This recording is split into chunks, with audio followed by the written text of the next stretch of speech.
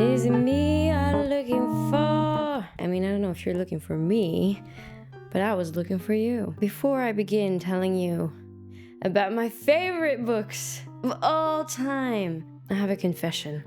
Something that I didn't really want to share. And when I actually understood the pattern, when I saw it, I stared at my bookshelf for like 10 minutes in horror. This is a fact that will probably disqualify me from most literary book clubs.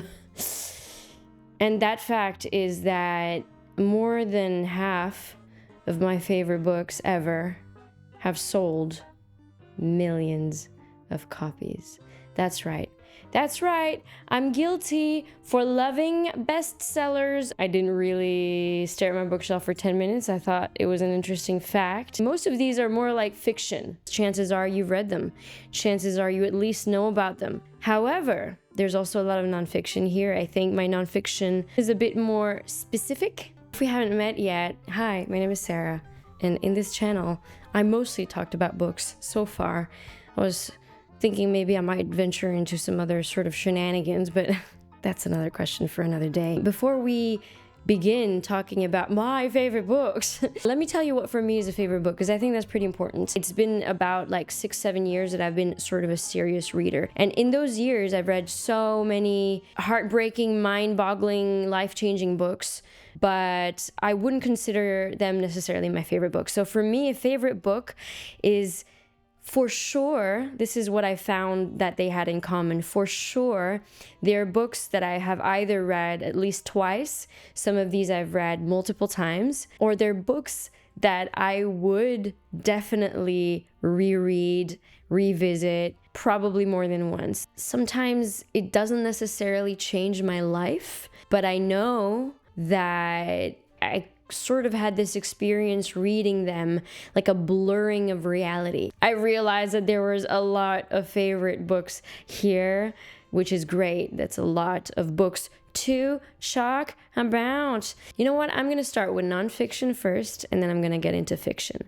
So actually, there's one play in this. There is one play, and perhaps I should start with that one. There's always something amazing, I think, about plays, is that to me, plays, like good plays, there's like a cleverness to it. There's a construction, like no scene, no character, no dialogue is sort of wasted, because everything is there to expose something. Everything is there to sort of like let the drama unfold. So anyway, that play is Heartbreak House by George Bernard Shaw. It's set in pre-World War I Britain, and it was also released or aired or played for the first time, I think, at around 1920. And it's literally about a house. It's Heartbreak House. It's a bit absurd. The house is the shape of a ship. There's a very eccentric, memorable character in it called Captain, what is his name? Captain Hushabye? Shit. No. It was not that. Captain Shotover. One of the coolest characters that I've come around in my reading life.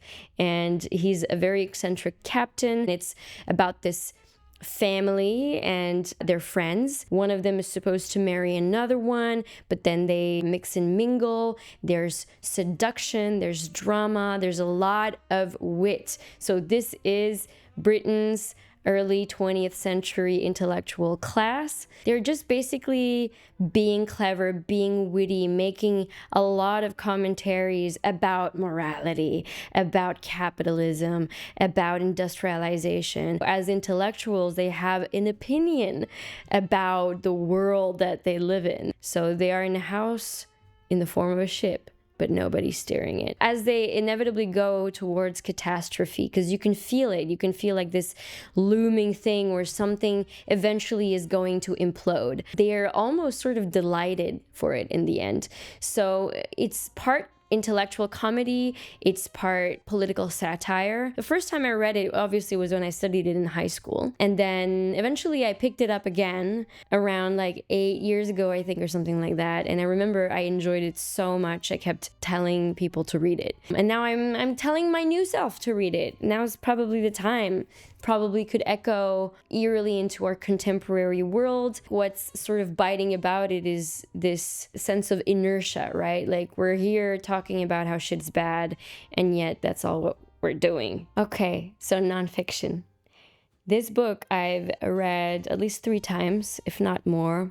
This book I know I will read again and again and again. A Movable Feast by Hemingway. Ernest Hemingway, in his years as a young man in Paris. And there's a very famous line from this book, right? If you're lucky enough to be a young man in Paris or something. Shit, I forgot the line.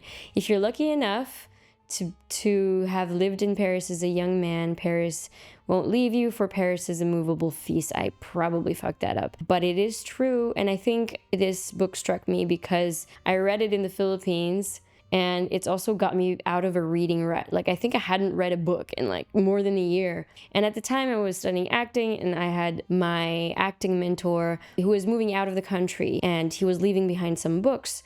And he left me a copy of Franny and Zoe by J.D. Salinger, which also, became kind of a favorite, more or less. I think I reached for it less than Hemingway's. I grew up in Paris, and so to me, reading that at the time, after having not read a book in a really long time, it was just such a pleasure. I keep wondering whether the spell will eventually break, because there are books like that I sort of am totally taken by, like Jack Kerouac's On the Road, and then eventually I read it again and it doesn't have the same effect anymore.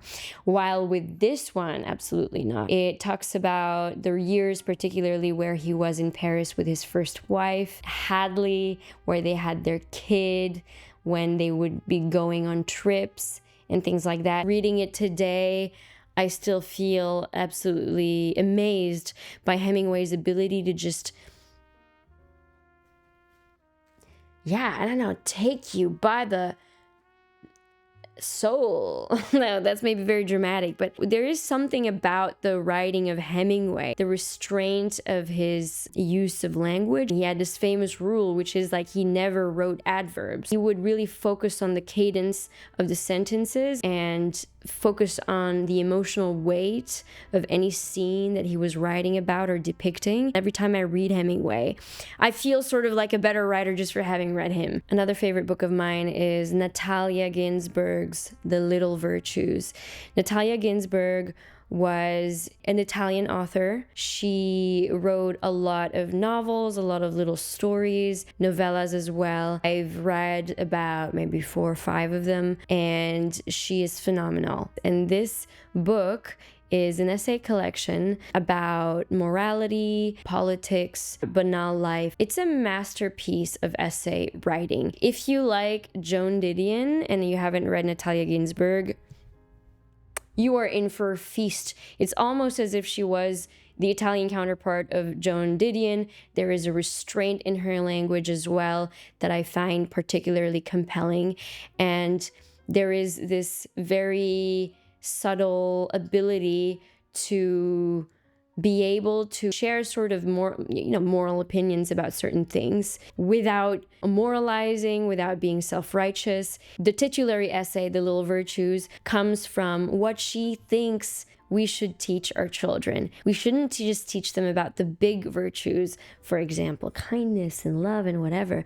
She advocates for also teaching them about the little virtues, the little things that do matter in how to make a life. There's also another essay in here, which for me was super meaningful to read, called My Vocation, her vocation as a writer, as a novelist, as a storyteller. As a mother, it's a bit difficult to be able to juggle like a creative life. It was nice to have this sort of permission from her, by her relating her experience as a writer who is also a mother, and how what she says, I just know that this is my vocation, and that if anything, it's a gift that I give my children to be able to show them that you can go for your passions, and you can go and lead by example in that way. Oh my God, the next book I'm going to talk about is kind of my new Bible. It did change completely the way I approach anything, really, but mostly the way I approach writing. But actually, yeah, anything. And that book is Free Play by Stephen Nachmanovitch. And this book is mostly an ode to improvisation. It's mostly a defense of improvisation as a way of life, as a way of creation, especially I think for people who struggle with creative blocks. Creative blocks are nothing else but mental blocks.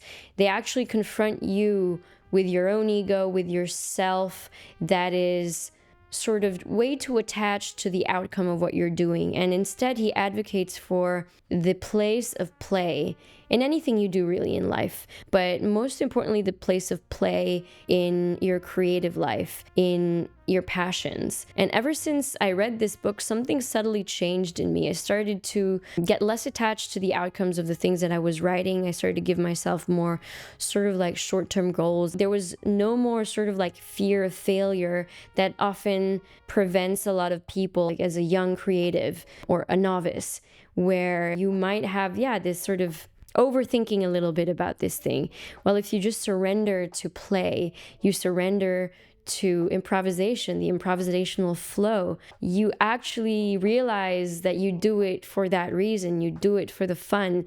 There is actually no outcome, because even if you were working towards a sort of finished product that you attach a lot of importance to, because inevitably we may all be part of projects that are more or less, have more or less high stakes depending on what level you're playing at, what level if you're doing it professionally or whatever. At the end of the day, we're not going anywhere. Everything is changing, everything is fleeting. I love that there's a sort of Buddhist Zen undercurrent here wherein, what do you want to do? There's nowhere to go. Might as well play as you do it. And he kind of relates it or makes comparisons to dancing, because ultimately when you dance, what do you dance for? When we go out and we go to dance on the dance floor, when we go to a party, or even when you just dance in your living room, you do it to be in the flow. You just want to you want to live in the delight of that expression.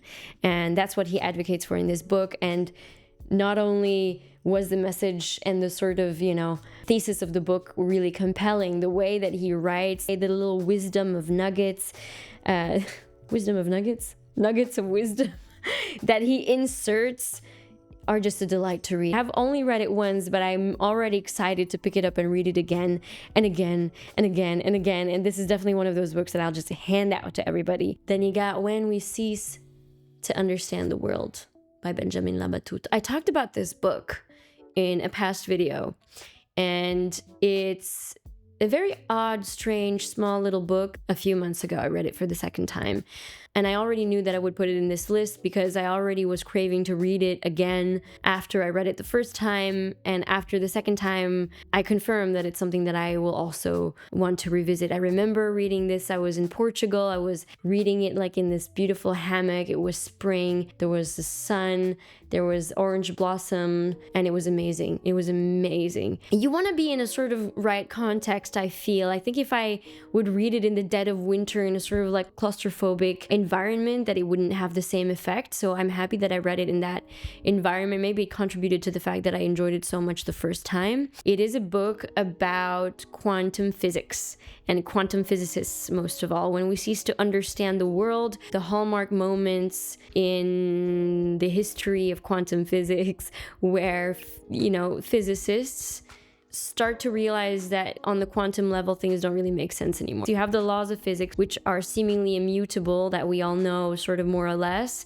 And then you have quantum physics where all of these rules don't apply anymore. They crumble down and you have a whole different spectrum of reality that is so hard to comprehend that even quantum physicists or people who study quantum physics will tell you that if you claim to understand, then you don't understand.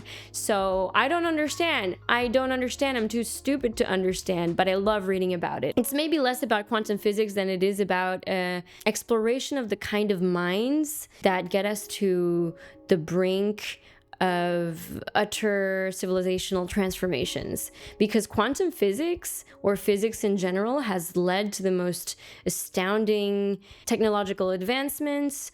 It's basically fictionalized accounts of certain moments in these real physicists' lives that led them to sort of like have certain insights that would then completely shatter previously believed theories about whatever we knew about the nature of reality, whatever, yada, yada, yada. We talk about Heisenberg, Schrodinger's cat. But there's a large speculative element to it. Obviously, the speculative element of fictionalizing scenes of these physicists' lives. Like, they are placed in narrative sequences that didn't really happen. But then there's chapters in the middle where the author completely invents a character or a fake physicist that didn't exist. So I obviously researched what was real in this book, what was not real, and the author tells you everything. You can find everything on the internet. And this particular blend of fiction and nonfiction, I think that's such a delightful twist in how you can play with genre a little bit. It was an amazing book. I read it twice. I'll read it again for sure. And damn, may I disrupt your screen time to talk about another favorite book of mine that I didn't talk about. So now I'm kind of back from the future, but you don't know because I'm gonna cut this somewhere in the middle of the beginning to be able to talk about this book, which is a nonfiction book. But I especially wanted to talk about this book at this specific time because I wanted to do a little shout out to the sponsor of this video. And that sponsor, my dear, is love. Yes, you've heard that right. It's not a company. It's not even a person. It's love. Love, love, love. Because what else is there but love? Sorry, I'm a bit silly. I wanted to talk about actually a book. It's called The Double Flame, Octavio Paz. I definitely want this to be part of this list. It's one of my favorite books for sure. This is a mind-expanding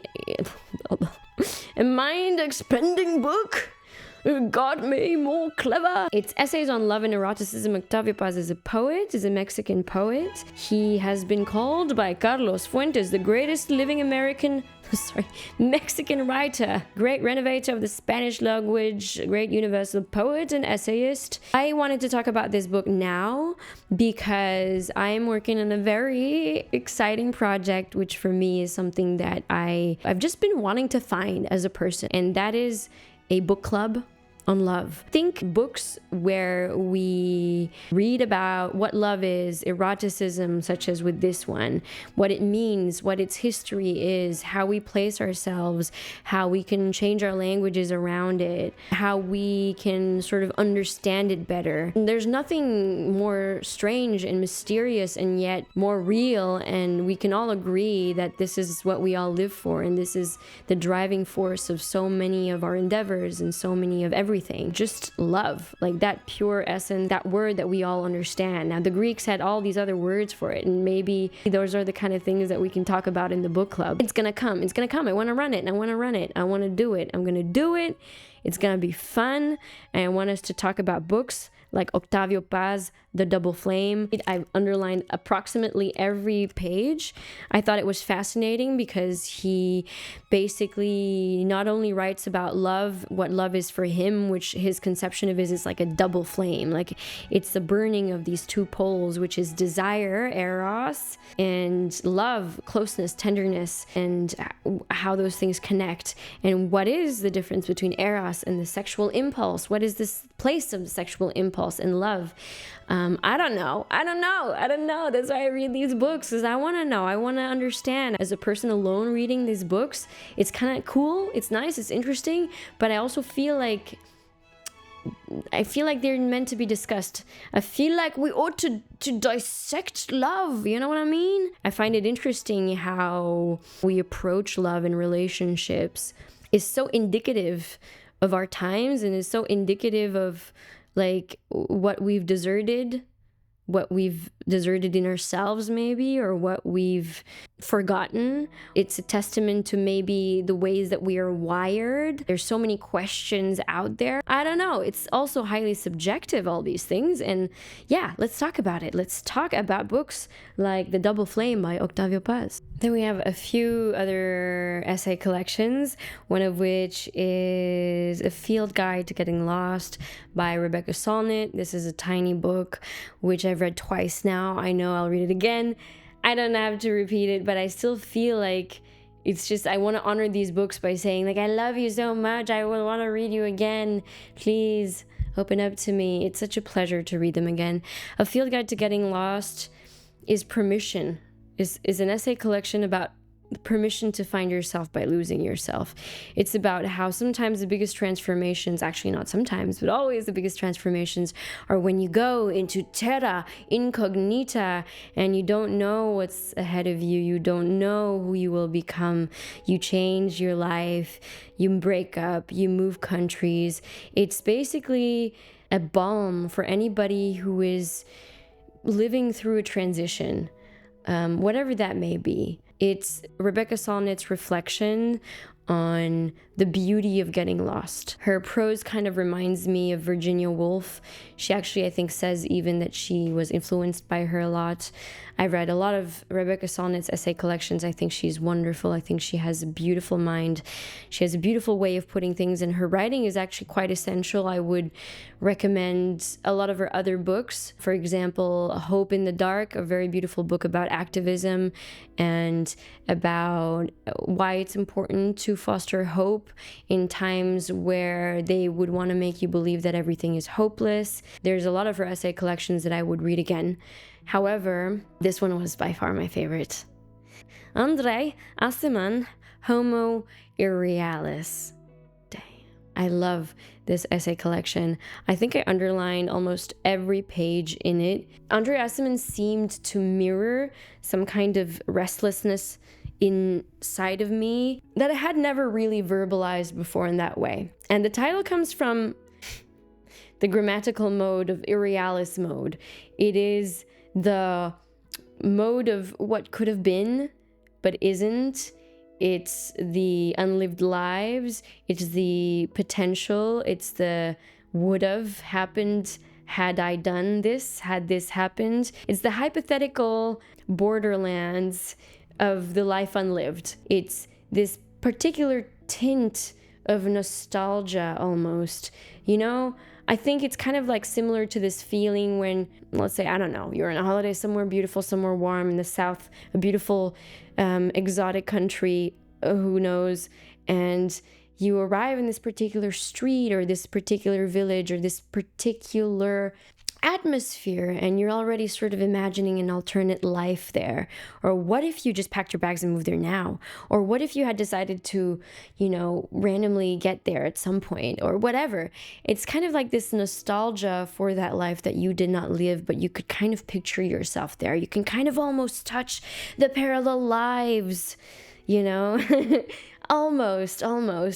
And that's what this book is about. Like, he talks about some of his loves that never quite became what they could have become. Some of these selves that could have been but didn't quite become those selves. Meandering and walking around the city of Rome and musing about how every time he comes back to this city that made him, he actually comes back to meet a new self. There's something so poetic and nostalgic and just deliciously sad about it in a cool way. I don't know. I loved it. Embrace, my dears. Embrace fearlessly the burning world. Barry Lopez. Barry Lopez is such a beautiful, beautiful soul. A wonderful writer. It's one of those writers that when you read him, you feel like you're reading someone who has an amazingly deep compassion for human beings and a deep sense of wonder. I thought he was an anthropologist, but he wasn't even an anthropologist. He was actually an essayist. He was actually just a writer. He was a travel and nature writer. And boy, did he travel. And did I love to travel with him. Just thinking about it, like kind of gives me a ball in my throat. Like, I remember this book really touched me, not only because of his profound love for humanity and sort of like this zest for life and experience. There's this essay where he talks about having basically been abused by a pedophile, by this criminal that eventually got arrested, this crazy case. But it was such a visceral, raw, real essay that for me was really, it really got to me very deeply. It got to me very deeply, and ever since I read that essay collection, and particularly that essay, I haven't been able to stop thinking about this book. And I know that this is something that I might not reread so many times in my life, but I know that this is something that I will want to come back to eventually, just because of the purity of it, and also it's just so beautiful. It's just such a beautiful book. I don't see it being talked about anywhere that I really want to read a quote from it. Barry Lopez.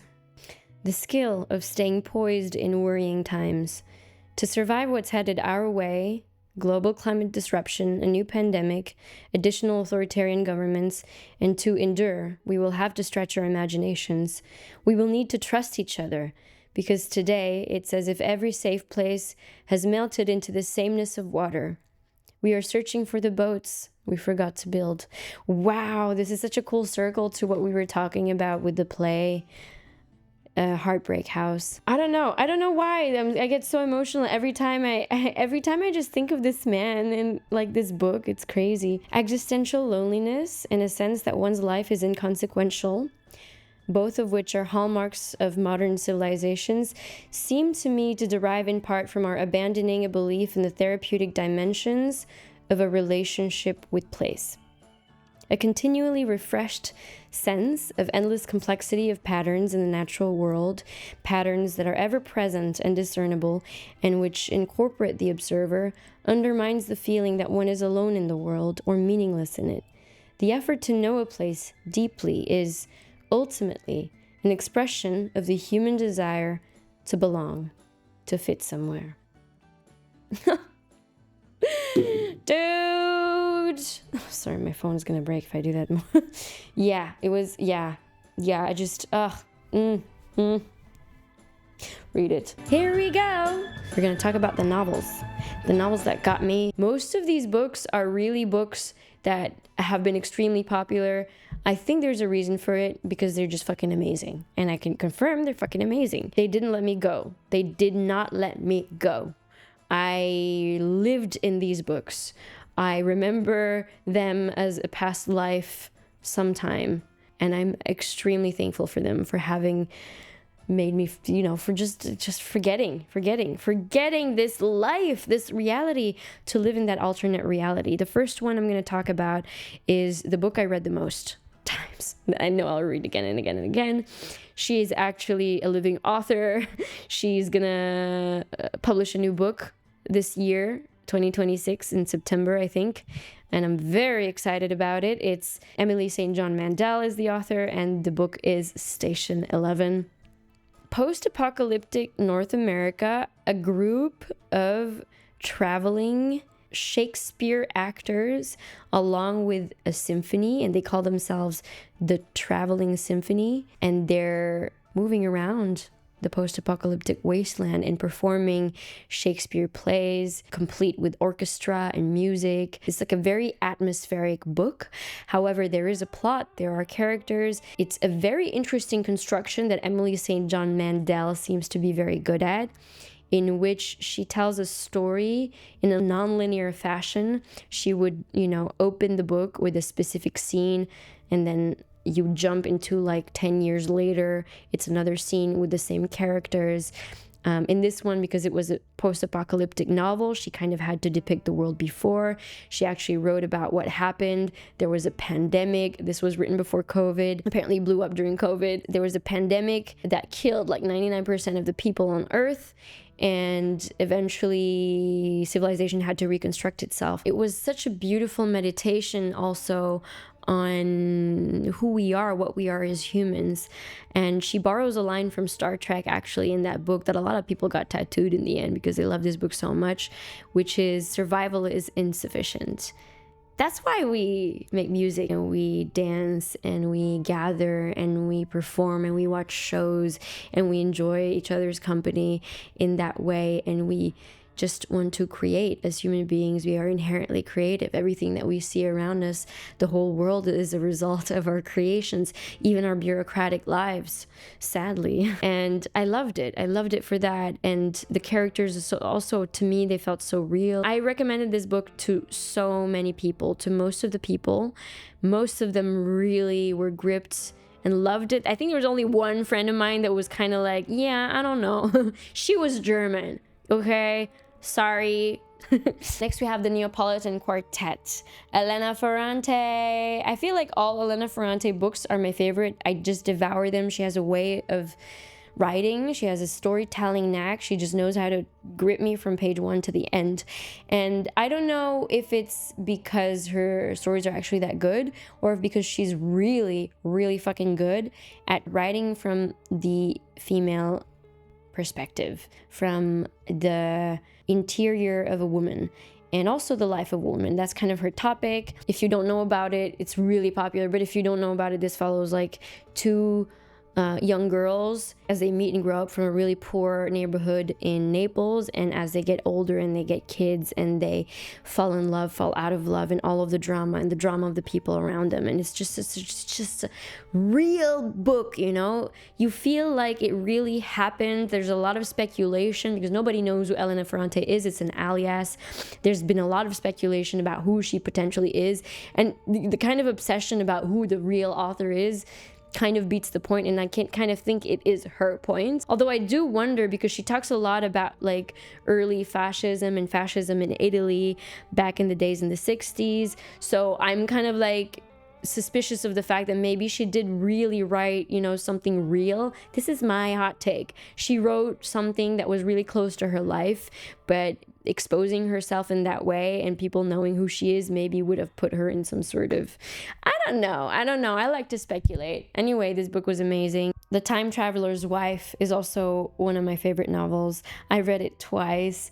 I just can't get enough. It's such a romantic book. It's like really a love story, but it's a love story between a woman and a guy who has a time traveling deficiency, has a time traveling problem. He's basically randomly sometimes zaps in and out of reality because he jumps in and out of different timelines in his life. And sometimes he meets himself, like he meets a younger version of himself because his like future self would zap back to a past self or whatever. And he falls in love with this girl, and it's the story of their love life from when they meet when she was like a little girl in the meadow and he was like 30 something, and then from the moment that like until he dies.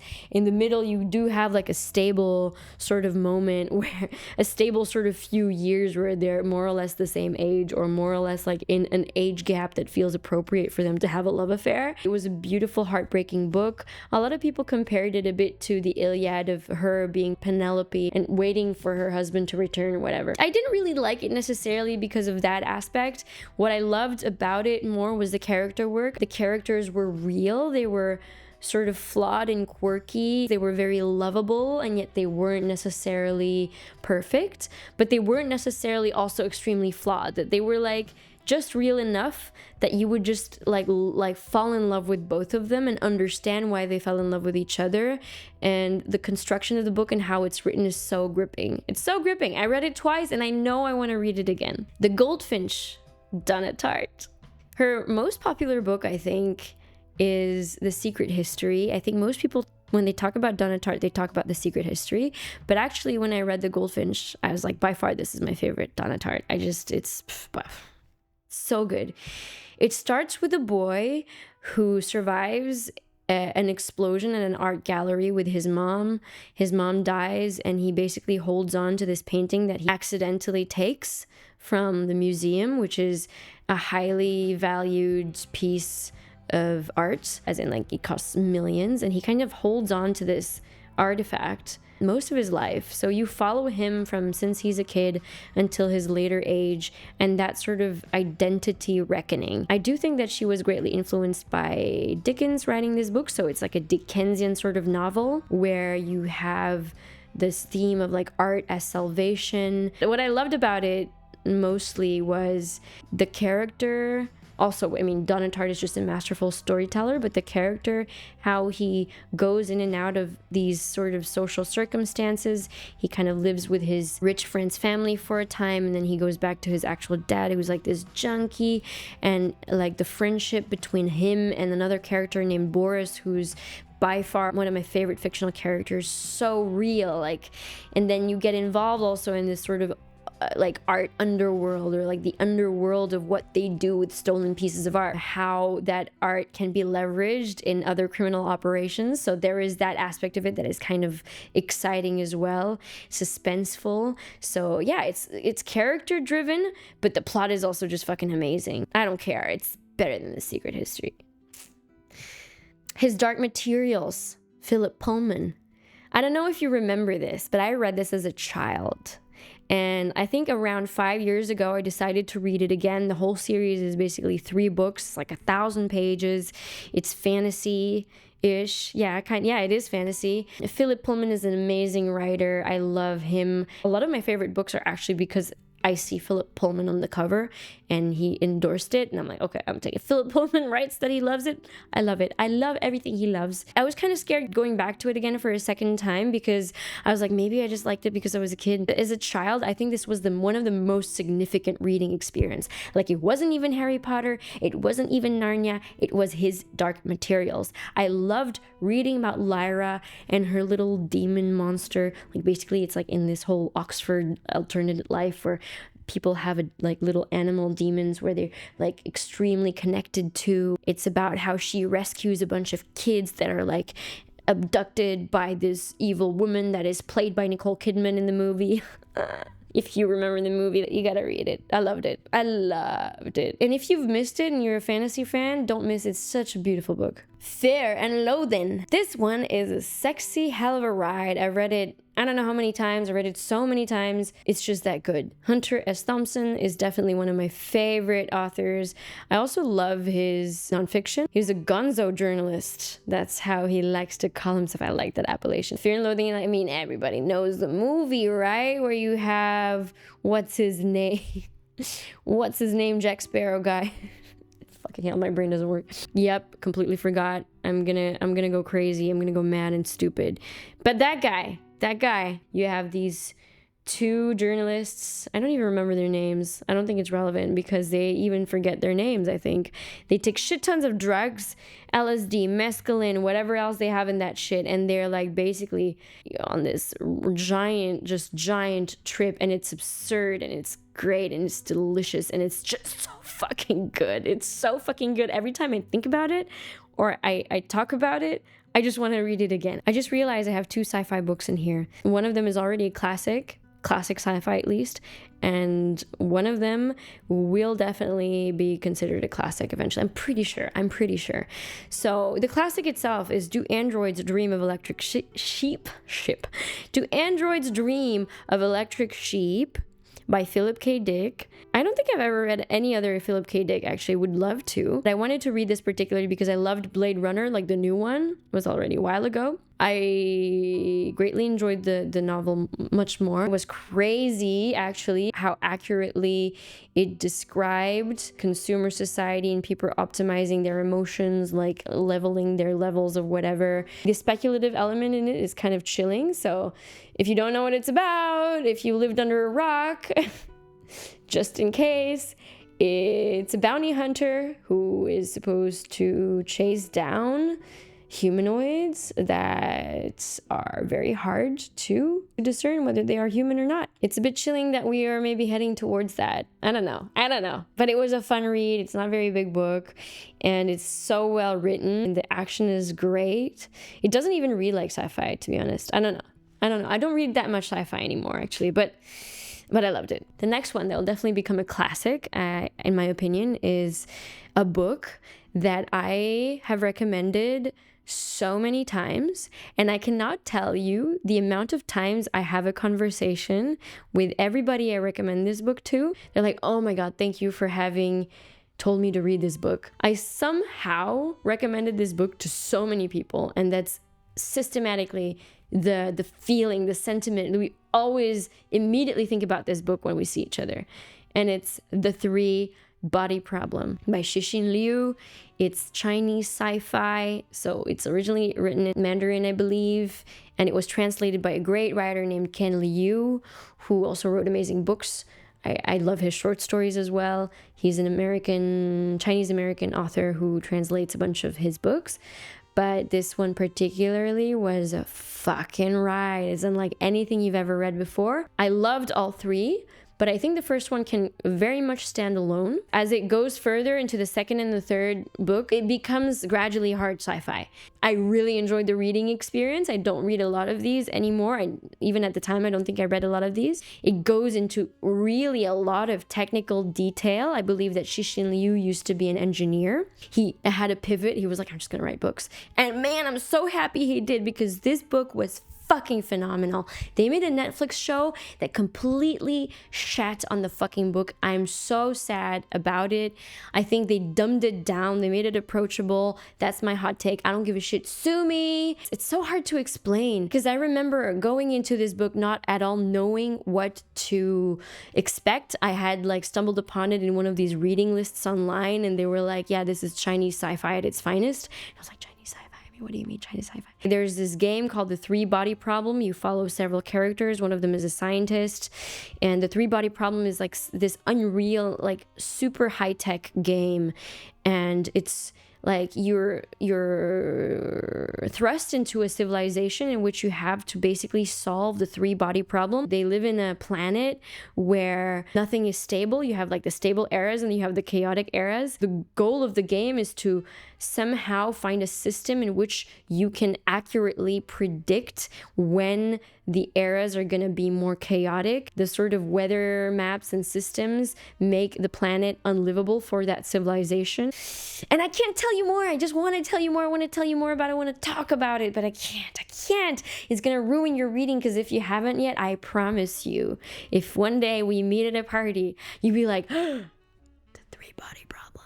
Definitely read it. Even if you're not into sci-fi, I would definitely recommend this book. I want to finish with poetry, guys. Poetry. There's also 2 poetry books in here. Dreamwork, Mary Oliver. Mary Oliver is one of my favorite poets. Everything she writes is beautiful and amazing. This poetry book, I read it so many times. I try to have it with me all the time when I travel. It's just something that I can go back to. Completely spellbinding and hypnotizing. Don't know what else to say. The other one is kind of a hybrid, but I would categorize it as a poetry book, I think. And that's Bluets by Maggie Nelson. Bluets is all about Maggie Nelson's love and utter obsession, devotion, amazement with the color blue. She loves the color blue, and she wanted to write a book about it. I'm very much influenced by her style, by the sort of aphoristic vignettes in which she seduces us with anecdotes of blue, of the color blue, and of her interpretations of the color blue. And it's exquisite. It's just fucking exquisite. I just remember I cried the first time I read it. I cried the second time I read it. I read it not so long ago. I was just so seduced by this book. And I am completely like under a spell when I read it. It's just like something that takes you, and you don't know how she does it, but I just wanna read it over and over and over and over again.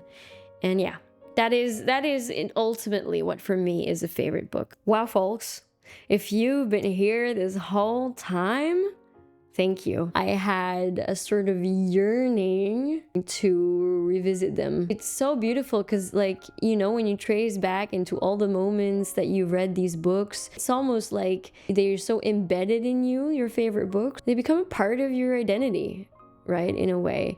And I'm in this phase of my life personally where I'm trying to dissolve all matters of identity, or trying to not attach myself too much to this self-narrative, which is an ironic thing to say for someone who loves to read stories. They may not have like changed drastically anything inherent in whatever, in who I am as a person, but I think that they have sort of solidified my sense of values. I think your favorite books sort of act as a mirror to your soul. They show you what your compass is angled towards. They show you what you're tuned to.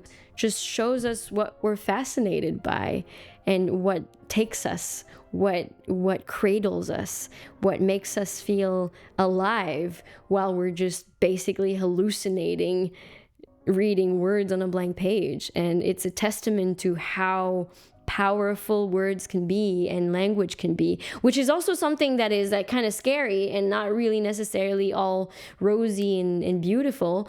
But in a way, when words are used to enchant, when you know that you have been enchanted by stories and by books, it reminds you of humanity. You're like, that is what it is to be human. It is stories.